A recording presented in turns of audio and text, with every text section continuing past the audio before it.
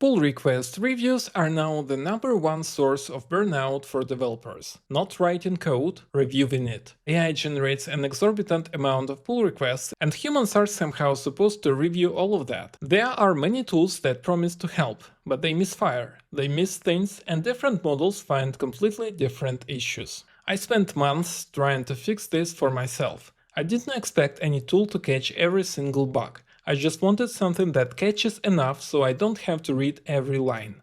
Turns out the answer wasn't one model, it was two. And they are running on my gaming handheld. Let me walk you through how I got here.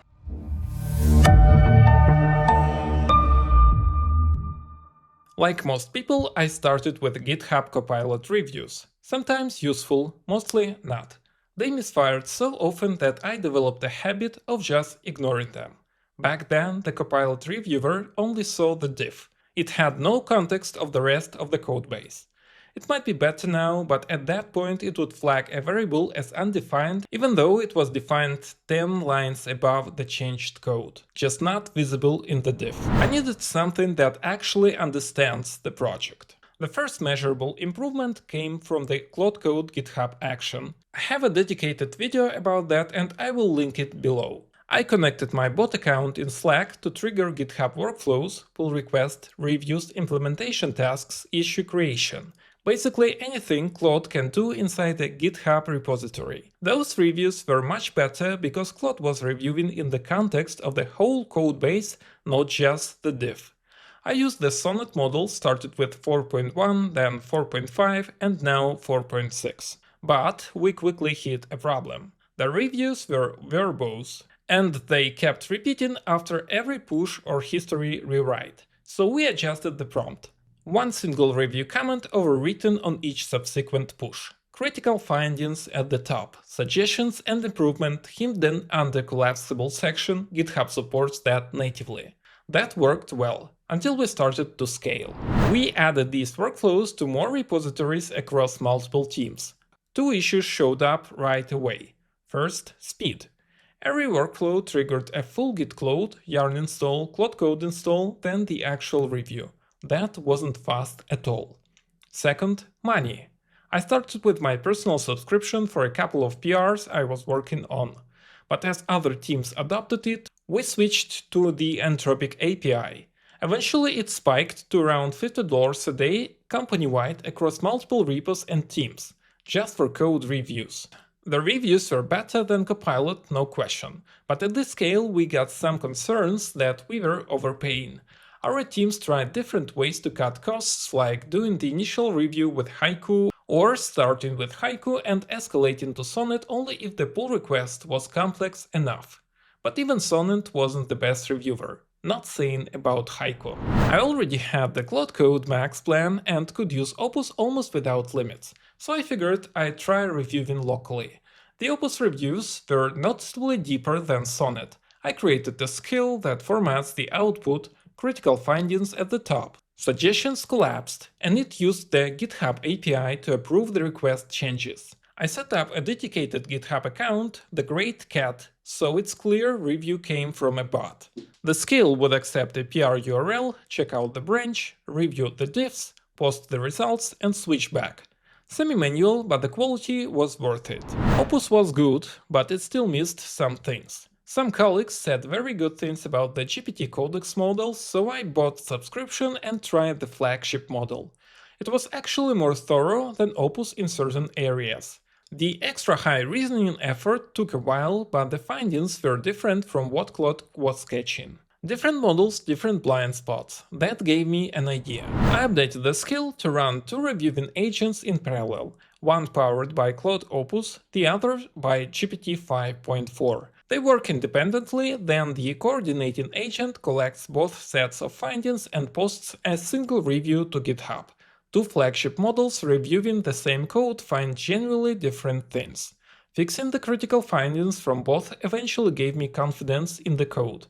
I took it one step further and created a looping skill. It spins the review agents, then a separate agent fixes the critical findings, then re-reviews the fix. It iterates until there are no critical findings left, or until it hits a limit of 5 rounds. The whole thing takes maybe 10 to 15 minutes, but after it's done, the code is solid. Sometimes it introduced changes I didn't want, but telling it explicitly why I made a certain choice was enough. It listened. I used the review skill for other people's PRs, and the looping version for my own code before requesting a human review. I took a vacation, got bored on day 3. There was this OpenClaw hype I'd been ignoring, but the security issues were supposedly fixed and it felt like the right time. I had this Asus Xbox ROG Ally X gaming handheld that I wasn't using much. The gaming experience wasn't great, honestly. But I installed SteamOS on it, which made it snappier and gave me Arch Linux in desktop mode. 16 gigs of RAM, 8 CPU cores and a fast NVMe SSD with 14 gigs per second on reads. I installed Node.js, then OpenClaw via npm and had a full development environment. The key part, OpenAI actually hired the developer behind OpenClaw. They are fine with it. Using your Claude Code subscription with OpenClaw can get your account banned. But OpenAI, total green light.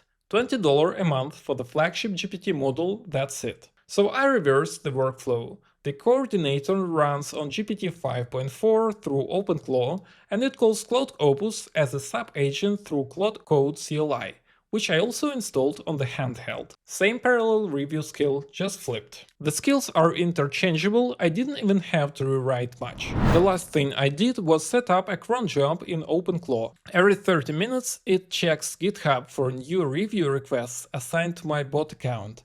If there are any, it triggers the full dual model review and posts the results. I can also send it commands from Telegram, re-review something, fix an error, adjust behavior. There was a funny moment where my colleagues started interrogating the agent on Slack.